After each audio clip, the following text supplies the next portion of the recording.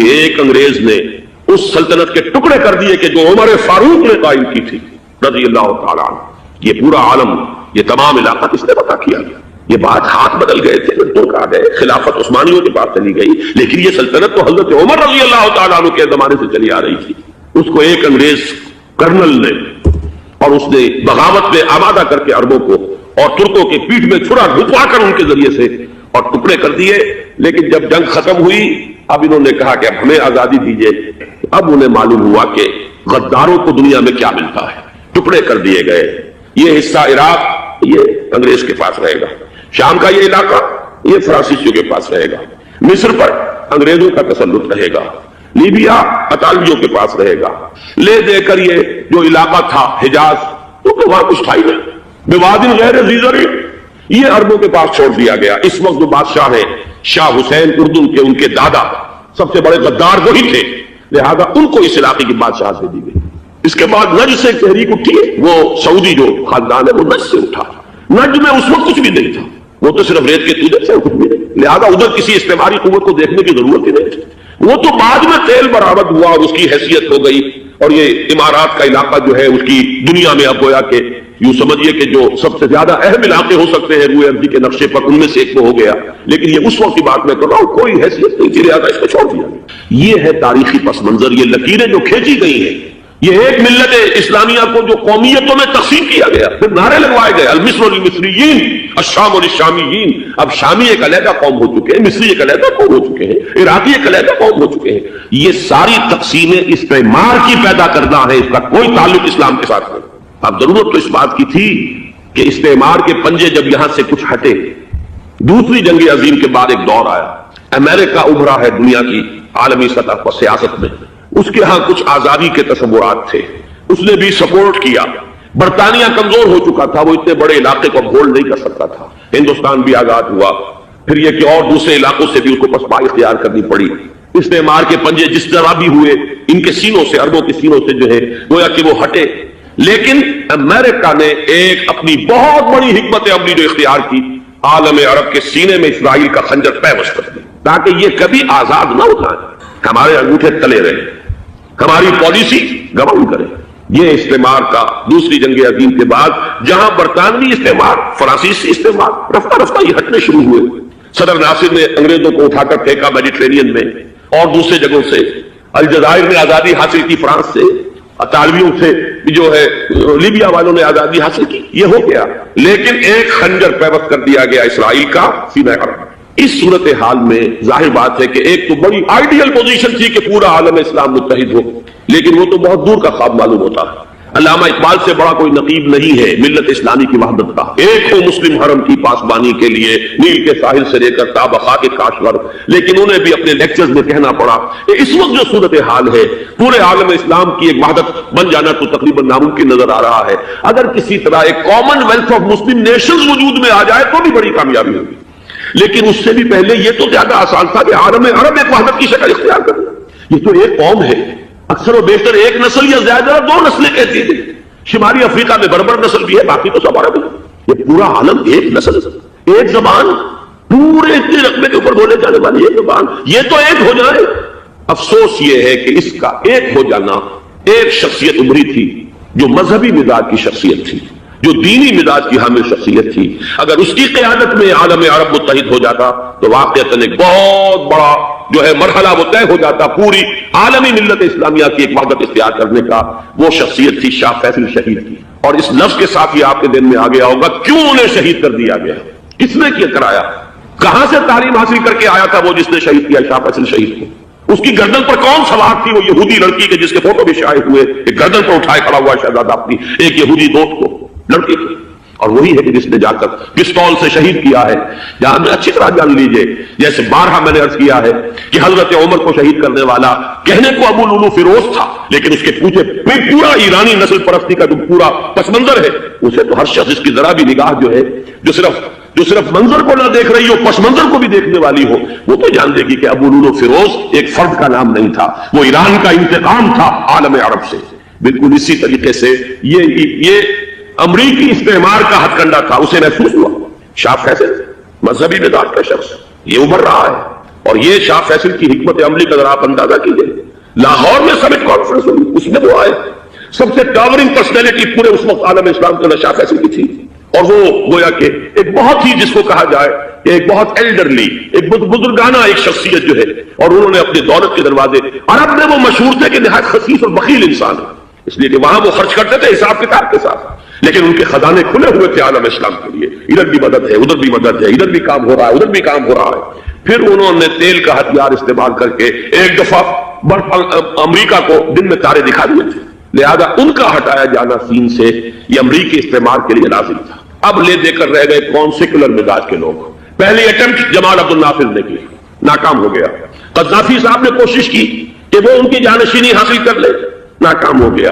اب ایک تیسری شخصیت صدام حسین کی, ملحد ہے, اسلام سے کوئی سروکار نہیں, باس کا فلسفہ سیکولرزم پلس عرب نیشنلزم یہ اصول ہے.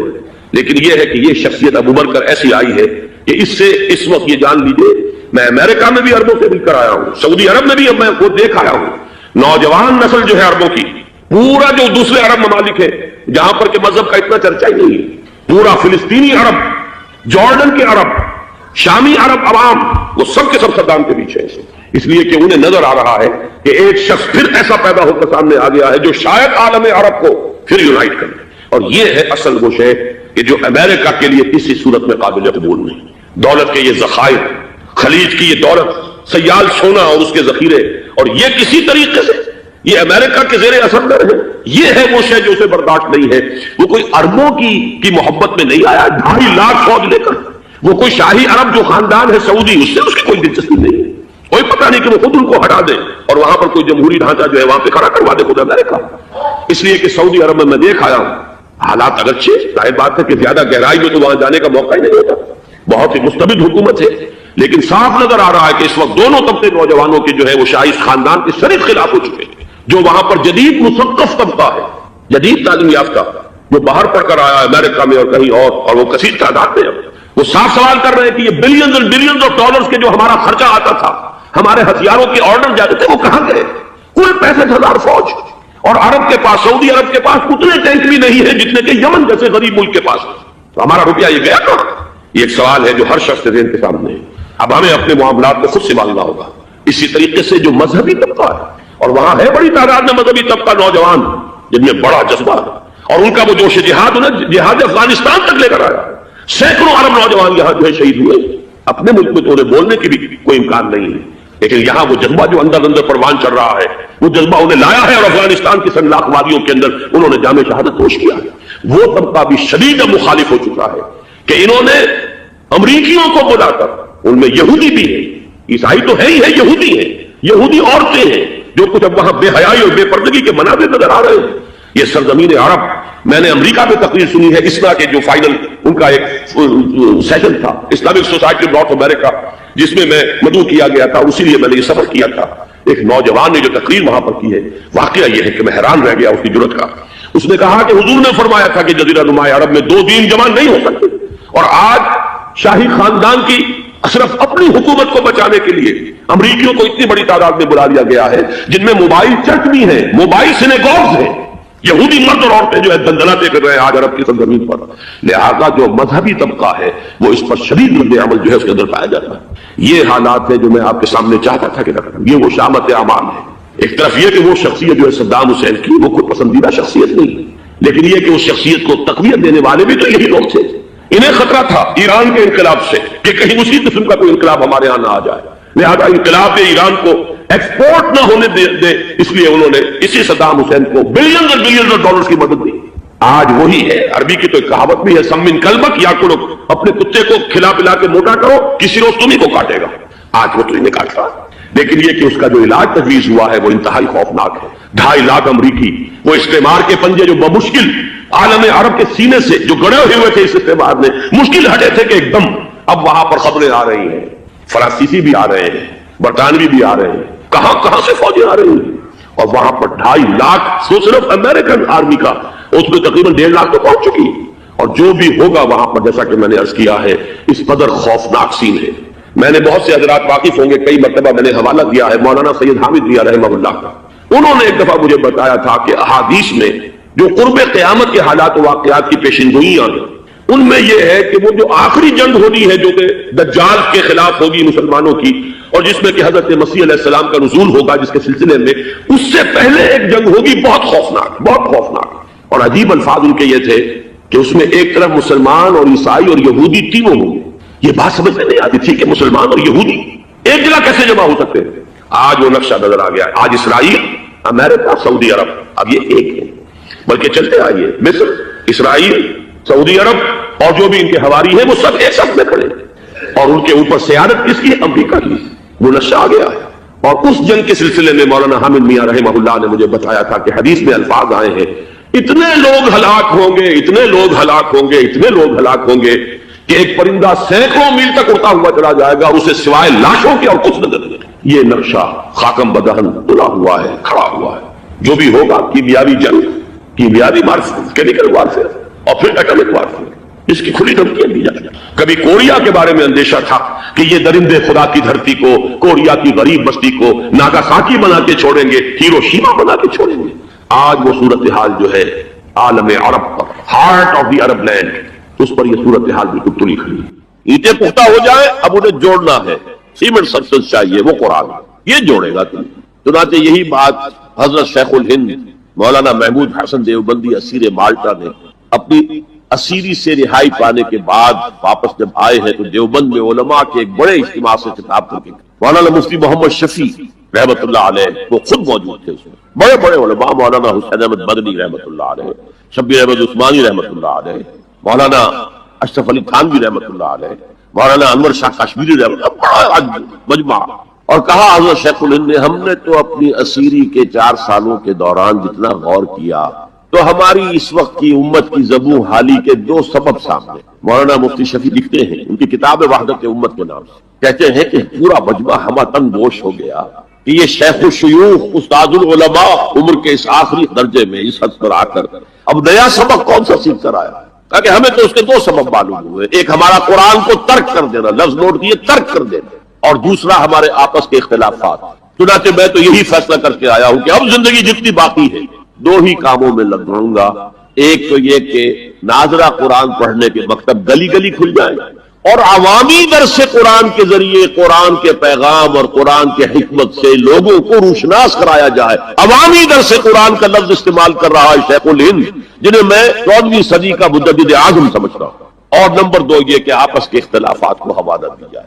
یہ واقعہ کوٹ کر کے مفتی محمد شفیع صاحب لکھتے ہیں کہ حضرت شیخ نے جو 2 باتیں کہیں اصل میں وہ ایک ہی ہے. ہمارے باہمی اختلافات بھی تو اسی وجہ سے ہے کہ ہم نے قرآن کو ترک کر دیا. بتائیے شیخ الہند نے کیسے ترک کیا قرآن، مولانا مدنی نے کیسے ترک کر دیا قرآن؟ کیا مطلب اس ترک کرنے؟ حال تو یہ ہے کہ مولانا مدنی رحمت اللہ علیہ، حالانکہ وہ تو گرفتار نہیں ہوئے تھے، وہ تو والنٹریلی اپنے شیخ کی خدمت کے لیے گئے ہیں ساتھ.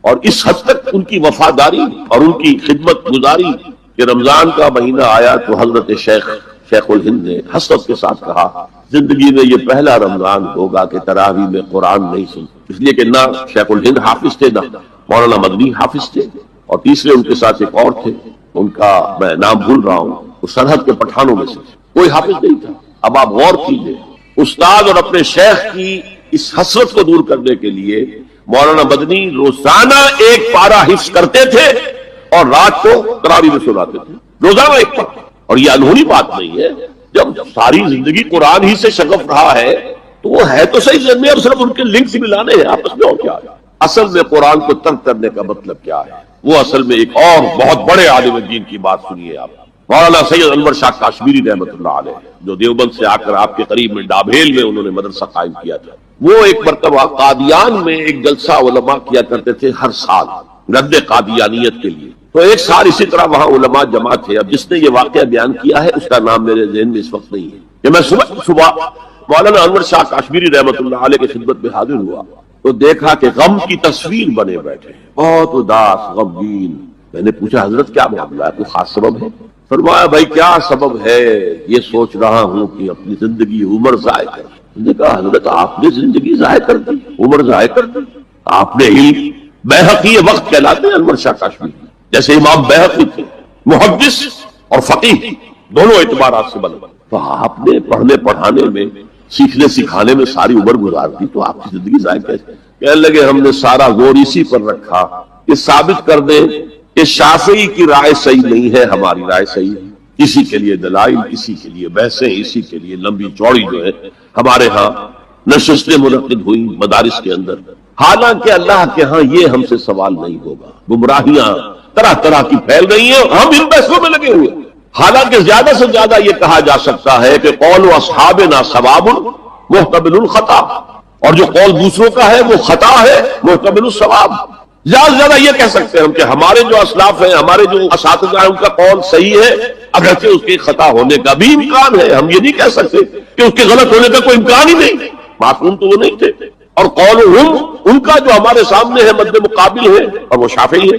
اصل تو جو ٹکراؤ تھا وہ فقہ حنفی اور فقہ شافعی کے مابین ہے۔ ہم صرف یہ کہہ سکتے ہیں کہ ان کا یہ قول خطا ہے، غلطی ہے، اگرچہ احتمال موجود ہے کہ وہی صحیح ہو، اس کے سوا تو ہم کچھ نہیں کہہ سکتے۔ اور ہم نے اپنی ساری زندگی اس کام میں لگائی، لیکن میں کہہ نہیں سکتا اس پر اتنے رنج اور صدمے کا اظہار کروں کہ مجدد وقت شیخ الہند رحمۃ اللہ علیہ اور بحقی وقت مولانا انور شاہ کاشمیری رحمۃ اللہ علیہ، ان کی ان باتوں کا کوئی اثر ان کے شاگردوں نے قبول نہیں کیا۔ وہی روش ہے، وہی فقہی بحثیں ہیں۔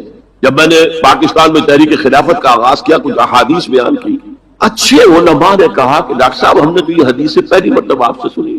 یہ حدیثیں جو ہے یہ ہے کتاب الملاحم میں، اشراط الساعہ، علامات القیامہ، کتاب الفتن، اور حدیث کے ان ابواب پر تو پہنچتے پہنچتے ہم ایگزاسٹ ہو چکے ہوتے ہیں، ہماری ساری بحثیں جو ہے وہ ختم، اور وقت ختم ہو جاتا ہے ان فقہی بحثوں کے اندر، یہاں تک تو ہم پہنچتے ہی نہیں۔ بہرحال دوسرا نقطہ جیسا کہ میں نے عرض کیا، پہلا اینٹیں پکاؤ، مضبوط کرو۔ یا ایھا الذین آمنوا اتقوا اللہ حق تقاتہ ولا تموتن الا وانتم مسلمون، اور دوسرا ان کو جوڑنے کے لیے قرآن کو ایز اے سیمنٹ سبسٹنس استعمال کرو۔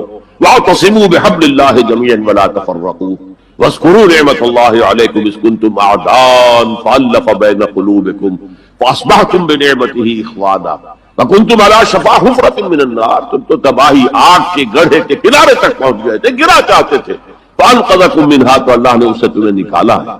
کذالک یبین اللہ لکم آیاتہ لعلکم تہتدون، اسی طرح اللہ تعالیٰ تمہارے لیے اپنی آیات کی تبیین کر رہا ہے، وضاحت کر رہا ہے، تاکہ تم ہدایت حاصل کر سکو۔ اگر ایک غیر مسلم دائرہ اسلام میں داخل ہونا چاہتا ہے تو کس فرقے یا گروپ کو اپنائے، جبکہ آج کل ہر دوسرا شخص ایک نیا گروپ بنائے ہوئے ہے جس میں آپ کی شخصیت بھی شامل ہے۔ ایک خاتون ہے جو سکر سے تشریف لائی ہے، دیکھیے اس میں فرقہ اور گروپ دو الفاظ استعمال ہوئے ہیں۔ ایک تو ہے کہ جو دین کے لیے کام کرنے والی مختلف جماعتیں ہیں وہ کسی فرقے کی بنیاد پر ہیں، وہ علیحدہ ہے، جیسے کہ دیوبندی، اور وہ ایک جماعت جو ہے وہ ایک مسلک کی بنیاد پر ہے۔ اسی طریقے سے اہل حدیث، جمعیت اہل حدیث، وہ ایک جماعت ہے کہ جو مسلک کی بنیاد پر ہے۔ لیکن بعض جماعتیں وہ ہیں جو کسی مسلک کی بنیاد پر نہیں ہے، مثلا تبلیغی جماعت ہے وہ کسی مسلک کی بنیاد پر نہیں، جماعت اسلامی کسی مسلک کی بنیاد پر نہیں، تنظیم اسلامی کسی مسلک کی بنیاد پر نہیں۔ تو ایک تو ان کو خارج کر دینا چاہیے۔ اسلام میں جو شخص بھی آئے گا، اگر کوئی سوال کا مطلب در حقیقت صرف یہ توجہ دلانا ہے کہ ہماری اس وقت کی واقعتاً حالت اتنی خراب ہے کہ غیر مسلموں کو گویا کہ ہم اسلام کی طرف راغب کرنے کی بجائے متنفر کرتے ہیں، تو اس حد تک تو پھر یہ سوال 100% درست ہے کہ واقعتاً ہمارا حال اس وقت یہ ہے کہ ڈاکٹر امبیڈکر کے بارے میں بھی معلوم ہوتا ہے کہ وہ مسلمان ہونے کے لیے بالکل آمادہ ہو گیا تھا۔ اگر وہ مسلمان ہو جاتا تو ہندوستان میں دلت جو کہلاتے ہیں اور جو ان کے اچھوت ہوئے ان کی اکثریت اسلام لے آتا، اور یہ اقلیت اور اکثریت کا معاملہ بالکل بدل کر رہ جاتا۔ لیکن ہوا یہ کہ جب اس کی طرف سے یہ بات آئی تو کچھ شیعہ افراد پہنچ گیا کہ اصل اسلام تو ہمارا ہے، کچھ اور وہ پہنچ گیا اصل اسلام ہمارا ہے۔ اس نے کہا کہ پھر ٹھیک ہے، تم اپنے اسلام لے کر اپنے پاس بیٹھے رہو، میں جاؤں وہیں ٹھیک۔ تو اس اعتبار سے تو یقیناً افسوسناک صورتحال ہے، لیکن اس کے باوجود ہم دیکھتے ہیں کہ آج بھی دنیا میں مسلمان لوگ ہو رہے ہیں، امریکہ میں ہو رہے ہیں، مسلمان ہو رہے ہیں، ایفرو امریکن بھی نہیں، جو وائٹ امریکن تھے ان میں سے بھی کوئی نہ کوئی تو مسلمان ہو رہا ہے۔ اس سب کے باوجود جس کے دل میں اسلام کی بنیادی حقائق جو ہیں وہ جاگزی ہو جاتے ہیں، اس سب کے باوجود وہ اسلام لے آتے ہیں۔ اس میں بھی بسا اوقات یہ ہوتا ہے کہ بہت سے لوگ اسلام لائے ہیں وہ قادیانی ہو گئے، اس لیے کہ قادیانیوں نے تبلیغ کی وہاں پر اور کسی نے تبلیغ کی نہیں تھی۔ کچھ عرصے کے بعد انہیں معلوم ہو گیا کہ قادیانیت ایک علیحدہ شے ہے، اسلام علیحدہ شے، وہ پھر اسلام میں واپس آ گئے، اسلام میں آ گئے، واپس نہیں اسلام میں آ گئے۔ قادیانیت ذریعہ بن گئی اسلام میں آنے کا۔ یہ ویسٹ کوسٹ آف افریقہ پر جو چھوٹے چھوٹے ممالک ہیں ان میں سے اکثریت میں قادیانی مشن قائم ہوئے تھے، انہوں نے بہت جد و جہد کر کے وہاں لوگوں کو اسلام کے نام پر قادیانی بنایا، لیکن اس کے بعد ختم نبوت کی جو تحریک ہے اس کے لوگ بھی وہاں پر پہنچے، انہوں نے جا کر ان کو واضح طور پر بیان کیا کہ اسلام یہ ہے اور یہ لوگ جو ہے اس میں